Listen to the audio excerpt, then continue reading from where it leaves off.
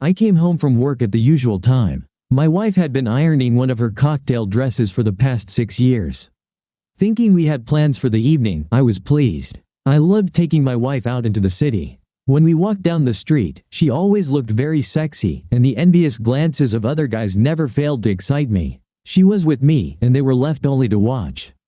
Her tanned skin, she was the daughter of Mexican immigrants, and deep brown eyes continued to excite me, and combined with her long, flowing hair and slim athletic body, they created a stunning image. In college, she was into crew, rowing, and still maintained a muscular physique, although her muscles had lost some of their sharpness lately as she focused more on running and aerobics than rowing. Before I could ask her about our plans for the evening, she shifted the conversation in a different direction. "You'll never guess who I ran into today," Maria said, not missing a beat.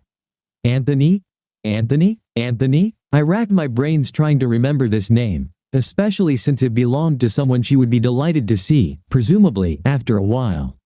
Only one Anthony came to mind, and I ventured a guess. "Anthony, your high school sweetheart, Anthony?" I asked. "Yes. Can you imagine? Out of nowhere after all these years." For context, Anthony was my wife's boyfriend during the last 2 years of high school. I had never met him, having met Maria in college, but I had heard of him.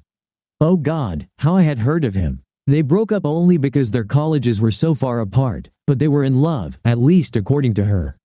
And although I met my future wife during freshman orientation and we hit it off immediately, I had to settle for friendship because she wasn't ready for a relationship yet. At the end of our first year, she agreed to be my girlfriend, but she went back to her hometown, Salinas, California, for the summer.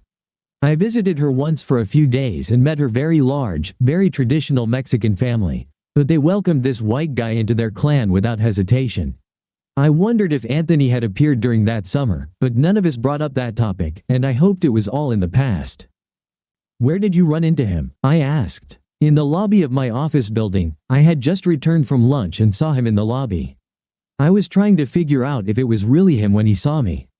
He recognized me immediately. He's a representative for a pharmaceutical company, comes to this region every other Wednesday, and was here to meet with some doctors in this building." "Isn't that surprising?" "Yes, surprising," I agreed. I would have been even more surprised if I hadn't been concerned about how excited she was about it. I mean, what are the chances of us randomly meeting like this? It amazed me. Anyway, we're having dinner tonight to catch up. That explained the cocktail dress. I didn't like the idea of a third person being there during our dates. I preferred her to be alone. But this was a special situation, and I could deal with it to make her happy. "Oh, okay. When should I be ready to go out?" She stopped ironing. "Sorry, darling, I didn't mean that we're all having dinner, just him and me." I didn't like how that sounded. "What do you mean, just you and him? Why don't you want me to be there?" He asked if I wanted to have dinner so we could catch up, and I agreed. "We'll just talk about old times, and I don't want to worry about what you think or what you might say about what happened before I met you. I just want to be able to speak freely. Plus, you'd probably be bored the whole time. But you know I only love you, babe. Sweetheart, it's not appropriate for a married woman to meet alone with another man, especially an ex-boyfriend. Even if we assume nothing will happen, what if someone we know sees you on a date with someone other than me? Henry, it's not a date. It's just dinner between two old friends. I can't believe you're so upset about this." She put down the iron and picked up the dress to check for wrinkles. "If it's not a date," I asked, "then why are you getting one of your sexy cocktail dresses ready?" "You know I love dressing up when I go on a date," she countered. "It doesn't mean anything. It's like you don't trust me. I trust you, but it's not just a matter of trust. How would you feel if I insisted on going to dinner with one of my ex-girlfriends and didn't hesitate to tell you to stay home? I would say it's fine because I trust you and I know you love me and only me." I didn't believe that for a moment. "Maria, I'm not okay with this. You're not going to dinner with Anthony alone. Either you're not going or I'm going with you." This angered her. "You're not my father, you're my husband. I'm a grown woman, and you can't tell me what I can or cannot do. I'm going, and you're not, and if you don't like it, tough." She took the dress from the ironing board and went into the bedroom, closing the door behind her. I grabbed a beer from the fridge and sat at the kitchen table. We always discussed such things until we reached an agreement on how to proceed. Never once did either of us say to the other that we would do what we wanted, and if they didn't like it, tough. When she finally came out, I had to admit she looked stunning, although my main thought was that she looked too stunning for what she was about to do. Passing by me, she stopped and kissed me on the cheek. "We'll talk more about this when I get back home, okay?" I couldn't do anything about it. "We've already talked about this, and you've made your position clear.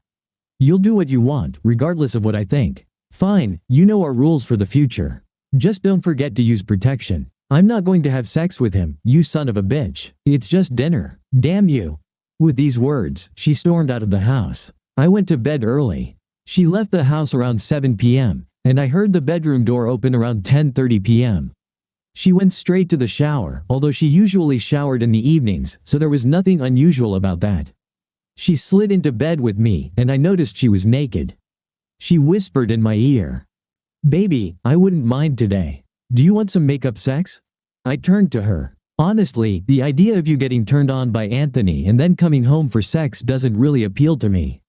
I'm just curious about who you're thinking of. Plus, I don't think we've reconciled yet." I turned onto my back. As expected, it wasn't very pleasant, but her arguments didn't justify her hopes. "Well, would you prefer me to get turned on by you and then have sex with him?" she retorted. Without turning around, I said, "So, you admit that you're turned on by him?" "No, that's not what I meant. I meant that no matter what happens, I'll only have sex with you. I love you, damn it, and I don't understand why you can't understand that and trust me." She just didn't get it. I sat up and turned to face her. "And I can't understand why you don't understand why this bothers me. It doesn't matter who you were to him before, but now you're my wife, and it seems like my feelings should matter to some extent. They always did before, but now, with St. Anthony in town, suddenly I'm just an obstacle to overcome so you can do what you want." Her head dropped. "You're right, babe. I'm sorry. I should have been more attentive to your feelings. I got caught up in the moment, excited about seeing him again, and forgot who really matters to me. Can you forgive me?" Relieved that she finally understood, I pulled her close to me. "Of course, I can forgive you, sweetheart." She looked up at me with her beautiful brown eyes. "And now can we make love?" We could, and we did. I forgot about it until 2 weeks later when Maria called and said she was staying late at work. She needed to finish a special project. It was Wednesday, the day when old Anthony was supposed to be passing through on his regular schedule. I couldn't believe it was just a coincidence. And on the way home from work, I decided to stop by her office. On the way, I bought a couple of sandwiches, pretending that I was just bringing her dinner. Aren't I considerate? I registered at the security desk and headed to her office. Maria worked in the reception of a large insurance company, and it was the first time in 3 years that she had to stay late at work. The entrance door was locked as it was after hours, so I knocked. The door was glass, so she saw me as she approached it. I expected the office to be empty, but she was sitting at her desk working, and of course, she turned around as soon as she saw me at the door. Her beautiful smile lit up her face. "Hi, baby, what a pleasant surprise," she said as she came over and kissed me. "What brings you here?" "I brought you a sandwich for dinner. I thought we could have dinner together, even though you had to stay late at work." "How sweet. Let's eat then, but let's be quick. The longer I spend without working, the longer I'll have to stay here." We ate for about 15 minutes, talked about our days, and then I let her get back to her tasks. I drove home feeling foolish for doubting her. Maybe that dinner was the end of it all. They made up, she cleared him from her mind, and that was it. I was ready to trust her, until it all repeated itself 2 weeks later. I received the same phone call about her staying late at work for another special project. If it was true, it meant the company was entrusting her with more responsibility, which was good. But I couldn't shake the feeling that it was just an excuse. The timing was too coincidental. This time, I simply called her, even though it was her direct line. I knew the caller ID would recognize me, and she would pick up, letting me know she was at her desk. Unlike a call to her mobile phone, which she could answer regardless of her location, it seemed like a straightforward way to verify she was at her desk when she said she would be. The whole office was equipped with cameras, so it was highly unlikely she would try to do something in the office. I called her at 5:45 and again at 6:30, and both times she picked up on the second ring, without any hint of anything unusual. A quick, "I love you, miss you, want to hear your voice," and that was it. That's when I calmed down, confident that she was faithful, and I was just being paranoid. When she came home on time the following Wednesday, when Anthony was in town, I finally accepted that it was all over. 2 weeks later, Maria called again, saying she was staying late at work, but it was on a Thursday, not Wednesday, and I relaxed. This continued every other Thursday, but I still called at least once each time to keep my head straight. She always answered. Perhaps it would have continued like that if not for the office party thrown by Mireya's insurance company, which took place about 4 months into this ordeal. It happened after work on a Friday in the banquet hall of a nearby Mexican restaurant. They held 2 such events a year, one at Christmas and one in June when this event occurred. I recognized some faces but didn't know their names since I saw these people so rarely. Throughout the evening, I chatted with some other participants. Some of them were spouses, significant partners, and some were employees. The fateful conversation started with an elderly woman named Sheila, who introduced herself as the office manager and chief coordinator of extra work. "So, you're the one putting an end to my married life," I joked. She looked puzzled. "I apologize if that's the case, but I'm not quite sure what you mean," she said. Trying to keep it light, I mentioned the special projects regularly assigned to Mireya, causing her to stay a couple of hours late a couple of times a month. Her expression turned serious. "I'm sorry, Henry, but I'm a bit confused," Sheila said. "Over the past few months, I haven't assigned any additional projects to your wife. We had only a couple, and both were given to other people. I know that in recent months, she has sometimes worked late, but that was done to make up for the 3-hour lunches she took to complete assignments." Well, didn't I feel stupid? I muttered some excuse about being distracted while a huge knot formed in my stomach. I headed to the bathroom but somehow managed to keep my dinner down. I took my wife at her word. That's what trust means, and it seemed like everything was falling apart. The idea that she was staying late to cover for long lunches just didn't occur to me. The switch to Thursdays was explained quite simply. Anthony could have just changed his route. Maybe he did it because I seemed suspicious, checking up on her, or maybe it was just a coincidence. Either way, everything was clear now. The only thing missing was evidence. When the next, every second Thursday, came around, I parked my friend's car near my wife's office building. And, of course, just after 12 o'clock, I saw my wife and the person I thought was Anthony come out of the lobby, holding hands, heading towards the parking lot. I took a few pictures as they walked. I was a bit surprised by how open they were. Maybe her colleagues didn't know exactly what I looked like, but I assumed they knew it wasn't me. They got into a Ford Taurus. Mireya had a Camry, so I assumed it was his car and drove off. I followed right behind them. The traffic was busy enough for me to stay close without worrying about being noticed, and they pulled into a Super 8 motel, circling around it from behind and skipping the office. Clearly, it was planned. I parked nearby and took pictures of them. He led them inside, opening the door to a hotel room. They stopped at the door, and she kissed him passionately, and I saw his hand move to her chest. My stomach jumped, and I noticed she was still wearing her rings. I wondered if it excited him that she wore my rings when they were having sex. While waiting, I made several calls, arranged to meet with a lawyer, and informed the office that I would be absent for a few days. But mostly, I sat and waited. Finally, around 2:30, the door opened. I started snapping pictures again. Mireya was still buttoning and straightening her clothes. Her hair was noticeably tousled. I didn't need action shots to understand what was going on, nor did I need them. The fact that she was with him in the hotel was evidence enough for me. I put away my phone and headed home. I was grateful that we hadn't started a family or bought a house. This breakup would have been quite straightforward in terms of things. There were only our cars and a bit of money in the bank that could easily be split 50-50. The call came as expected. She was working late again on another project. I just said everything was fine and we'd see each other around 7:30. I didn't call her in the evening, thinking it wouldn't make sense, but she noticed and I had to think further. "Sweetheart, I've been looking forward to your calls. You used to call me every time I stayed late at work, just to say you love me. What's changed?"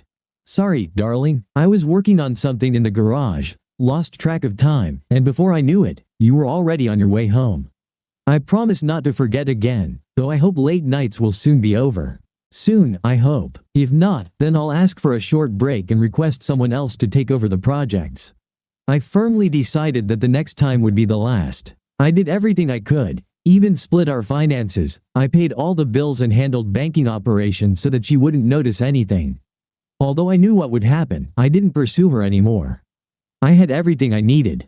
So when she called and said she was delayed again, I was at work and not surprised. On the way home, I had a snack. I ate, but I didn't taste anything. Then I started packing my things. There were a few hours left before Maria arrived, and I only had clothes and toiletries. The entire apartment decor was Mireille's style, and the kitchen items were cheap and generic. I didn't need any of it. I called her, as before, to leave everything as it was one last time. By 7:25, when Maria returned, I was fully packed and ready to leave, and my things were already loaded into the car. She was in a good mood when she walked in the door. "Hi, darling," she said. "How was your day?" She tried to kiss me, but I dodged. "Maria, we need to talk." "All right, dear, let me put these things down." We sat at the kitchen table, where so many memorable moments had happened over the years of our life together. She just smiled at me, as if we were about to discuss whether to buy the new sofa we had been considering. She didn't even suspect what awaited her. "So, lately you've been staying late at work often. How are your projects coming along?" "Great, great. Seems like they're really impressed with my work." "I hope it means good prospects. Tell me about them." "What?" Of course, she didn't expect this, thinking that just saying she had projects would be enough and I would never express a desire to know the details. She didn't think that far ahead. "Projects? Tell me about them. What have you been working on?" "Well, just, some analysis, of tariffs in certain areas and, stuff like that." "I'm glad everything is going well for you. Is there anything you wanted to tell me?" "Just that I love you, but you already know that." I thought I did, until I found out about you and Anthony." She sighed in frustration. "Not this again, Henry. Damn it, I haven't done anything with him. I haven't even seen him since that one time, several months ago." "Haven't seen him for several months? Is that true? Are you sure about that?" "Yes, Henry, I'm sure." But her facial expression betrayed the uncertainty in her words. She was worried. "Then maybe you'll tell me who this guy is in these photos from 2 weeks ago, if it's not Anthony." I laid out on the table the photos I had taken, showing her coming out of the room in disarray. Her head dropped. Next on the table were divorce papers. "No, Henry, please. It was nothing, just nothing. Can we forget about it? Counseling or whatever else, whatever you want." "Of course not, Maria. I told you when we started dating that cheating is a deal breaker for me, and I don't accept it. You're my wife, and just in the past few months, there have been countless instances where I wasn't even the last person you had sex with. And then you lied about it until I had to show you the photos. You showed complete disrespect towards me and our marriage. There's no chance for us. I thought we had a good marriage. I'm sorry that wasn't enough for you. Oh, Henry, please never think this has anything to do with you. I love you with all my heart, and it was never about you. I can't even explain it. All those old school feelings came rushing back when I saw him for the first time, and I wanted to experience them again. That first evening, we just had dinner, and I thought that would be it. Then he kept invading my thoughts. When I met you, I was a virgin, so I never experienced this with someone I considered my first love. I got caught up in it, and when he came back after 2 weeks and invited me to lunch, I agreed. In the end, we ended up in a hotel. I did it willingly. I wish I could say I didn't want to, but I agreed. After that, it got easier each time, but less enjoyable. I thought about ending it, but obviously, I was too late. I'm sorry, Henry. Please, I love you. Can I do something, somehow fix this situation? I'm very sorry too, Maria. I truly loved you. I walked out of the apartment for the last time. 4 months later, the divorce was finalized. At least she respected me by not resisting. I got a 2-bedroom apartment, and to everyone's surprise, Maria transferred to another office and moved in with Anthony. I focused entirely on work until the divorce was fully processed, received a nice bonus, and put myself in line for a promotion when a major Japanese electronics manufacturing company offered us their business based on my presentation. I still missed her, although I knew I could never be with her again. She had always been the most beautiful woman in the world to me, so how could I stay with her after that? Almost a year after that last evening at the kitchen table, I received a message from Maria saying she was in town and asking if we could meet up for a drink. We agreed to meet at a small bar near my apartment. When I walked in, I saw her at the other end of the room and immediately noticed that she had lost weight. She still looked beautiful, but in a different way. I warmly greeted her, gave her a slight hug, and kissed her on the cheek. "So, what brought you to town, Maria?" I asked, sitting at the table across from her. I ordered a cola, as I never had a preference for alcohol, which Maria knew, but slightly surprised her by adding a strawberry daiquiri. She noticed. Alcohol, Henry? That's not like you. Over the past year, everything has changed a lot. Life is full of surprises. Perhaps that's true. Actually, I've been thinking about moving back. I miss this place. Can Anthony work in this area? It was a genuine question. I had already forgotten about anger and resentment. We are no longer together. He cheated on me. Is that so? How ironic, I thought. It turns out I wasn't the only regular stop on his route, even then, and he didn't stop with any of them even after I moved in with him.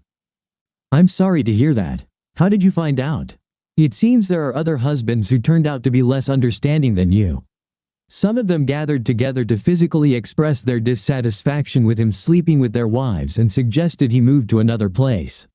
After he left the hospital, he disappeared. I have no idea where he went. She didn't look very disappointed. That couldn't have happened to a nicer person. So, are you trying to return to work at that company? I am trying, but everything is on hold while I negotiate one specific case. She smiled at me with that smile of hers, the one I could never resist. But everything had changed, as I've said before. And what is it, Maria? As if I didn't know. Henry, I deeply regret what I did. I was foolish, falling in love with a memory, with someone who no longer exists and perhaps never did. We had a wonderful marriage and I still love you. I've learned my lesson. Is there a chance? At that moment, a figure in a knee-length blue dress entered the door and made her way to my table, or more precisely, to me. The tall blonde woman put her purse on one of the other chairs and kissed me on the cheek. Hello, darling. Sorry, I'm late. I had a prolonged business meeting. Is this my drink? Without waiting for an answer, she took the daiquiri and sipped it through the straw for a long time. I know. I got your message. Is everything settled? Of course not. It never is, you know that. But I'm done talking about work and ready to start our evening. I began the introductions. Renee, this is Maria, my ex-wife. Maria, this is my girlfriend, Renee. Nice to finally meet you, Renee murmured, and it was genuinely sincere. I was thrilled when Henry told me you were in town and we would meet for a drink. I've heard a lot about you. Hopefully, some good things, Maria joked. Mostly, actually, he speaks very highly of you. Except for the last few months of your marriage, but I suppose that was to be expected, Renee replied. I saw Mireille's eyes become slightly moist. He's a good guy, she said. Hold on to him. Be smarter than I was. I plan to. We've already set a date. Silently and somewhat pityingly, I watched as Mireille's eyes found the wedding ring on Renee's finger, and she seemed to deflate a bit as I looked at her. Congratulations. That's wonderful news. I'm happy for you both. Renee smiled sadly. You hoped to get him back, didn't you? I did, admitted Maria. I hoped that over time we could try again. I didn't know you were seeing someone, Henry, let alone engaged. I hoped that maybe you would try to find happiness with me. But it seems I no longer have a chance. Perhaps it's time for me to go. I wish you wouldn't, said Renee, placing her hand on Mireille's. I really wanted to get to know you better. Maria looked visibly puzzled. Why? Why do you want to meet the ex-wife of your fiancé? Maria, you were a big part of his life for a long time and very important to him. You helped make him the person I fell in love with. Why wouldn't I want to get to know you better, maybe even be friends? At the same time, I'll never allow you two to be alone together, but I think that's just common sense. Yes, Maria said ironically, as someone once told me, it's not wise for someone in a relationship to be alone with their ex. If only she had followed that advice when I gave it to her.